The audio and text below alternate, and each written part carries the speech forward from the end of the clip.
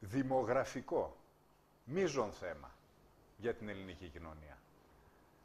Πεθαίνει η χώρα μας δημογραφικά. Μειώνεται ο πληθυσμός αντί να αυξάνεται, ενώ όλοι οι γείτονές μας καταγράφουν αυξητική πορεία.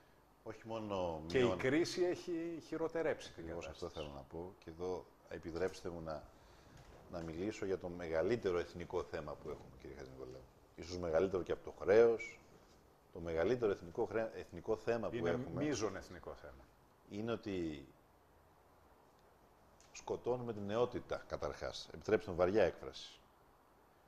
Όταν αυτή τη στιγμή έχουμε αυτό το κύμα μετανάστευσης στο εξωτερικό, του πιο δυναμικού κομματιού της ελληνικής κοινωνίας, που είναι οι νέοι επιστήμονες, τα νέα παιδιά με 2 και 3 πτυχία φεύγουν στο εξωτερικό. Δεν φεύγουν οι ανειδίκευτοι εργάτες, όπως φεύγαν τη δεκαετία του 60.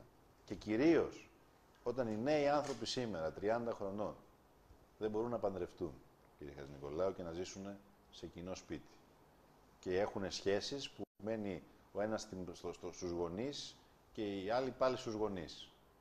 Και βρίσκονται στα κλεφτά, σαν τα σχολιαρόπαιδα. Και όταν το να κάνουν παιδί τους φαίνεται πόσο βουνό. Δε μάλλον το να κάνεις παιδί στη σημερινή Ελλάδα με το 1,5 εκατομμύριο των ανέργων, που στην πλειοψηφία τους είναι νέοι άνθρωποι. Εδώ φτιάξαμε ένα περιβάλλον εχθρικό στη νεότητα.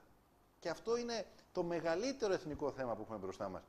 Γερνάμε και πεθαίνουμε σαν χώρα, κύριε Χατζηνικολάου. Αυτό πρέπει να μας απασχολήσει. Και το μεγάλος εθνικός στόχος είναι πώς θα ξανακερδίσουμε την εργασία στη χώρα μας, την απασχόληση, για να μπορέσουν να επιστρέψουν νέοι άνθρωποι, να μπορέσουν νέοι άνθρωποι να φτιάξουν οικογένειες, να κάνουν παιδιά, να ζήσουν με αξιοπρέπεια σε αυτόν τον τόπο. Και δεν είναι θέμα που αφορά μόνο τους νέους ανθρώπους αυτό.